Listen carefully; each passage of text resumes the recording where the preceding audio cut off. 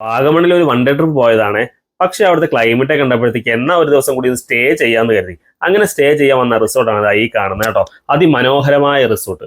എടുത്തു പറയേണ്ടത് ഇവരുടെ ഒരു ഹോസ്പിറ്റാലിറ്റി. അത്രയ്ക്ക് മനോഹരമായിട്ടാണ് ഇവരുടെ ഹോസ്പിറ്റാലിറ്റി ചെയ്തിരിക്കുന്നത്. നമ്മൾ ഗസ്റ്റ് വരുമ്പോഴത്തേക്ക് അവർ വെൽക്കം ചെയ്യുന്ന രീതിയും, അതേപോലെ നമ്മളെ റിസപ്ഷനിൽ ഇരുത്തിയിട്ട് അവർ വെൽക്കം ഡ്രിങ്ക് തരും. നല്ല അടിപൊളി ഹെർബൽ ടീ അതൊക്കെ കുടിച്ച് നമ്മൾ ഇരിക്കുമ്പോഴത്തേക്ക് നമ്മുടെ റൂം ഏകദേശം റെഡി ആയിട്ട് കാണും. പിന്നെ നമ്മൾ നേരെ റൂമിലേക്ക് ചെക്ക് ഇൻ ചെയ്യും. റൂമിന്റെ കാര്യം എടുത്തു പറയേണ്ടത് അത്രയ്ക്കും വലിയൊരു സ്പേസ് ഉള്ള റൂമാണ് കേട്ടോ. കാരണം നമ്മൾ ഗ്രൂപ്പായിട്ടൊക്കെ വന്നാലും അത്യാവശ്യം നല്ല രീതിയിൽ നമുക്ക് കംഫർട്ടായിട്ട് റൂം.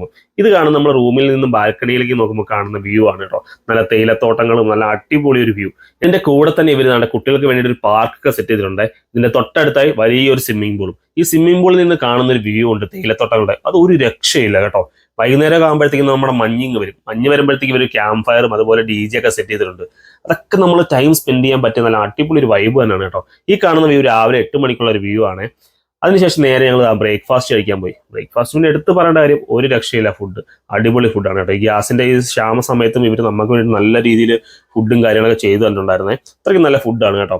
അപ്പം ഈ സ്ഥലം വരുന്നത് നമ്മുടെ വാഗമണിലാണ്. വാഗമണിൽ ഇല്ലേഷ്യൻ വെയിൽ എന്നൊരു റിസോർട്ടാണ് കേട്ടോ. അത്യാവശ്യം ഒരു പ്രീമിയം റിസോർട്ടാണ്. എന്തായാലും നിങ്ങൾക്ക് എല്ലാവർക്കും ഇഷ്ടപ്പെടും. അപ്പം നിങ്ങൾ വാഗമണിലൊക്കെ അത്യാവശ്യം സ്റ്റേ ചെയ്യാനൊക്കെ നിങ്ങൾ നോക്കുന്നുണ്ടെങ്കിൽ നിങ്ങൾക്ക് ഉറപ്പായിട്ട് നിങ്ങൾക്ക് ചൂസ് ചെയ്യാൻ പറ്റിയൊരു ഇടം കൂടിയാണിത്.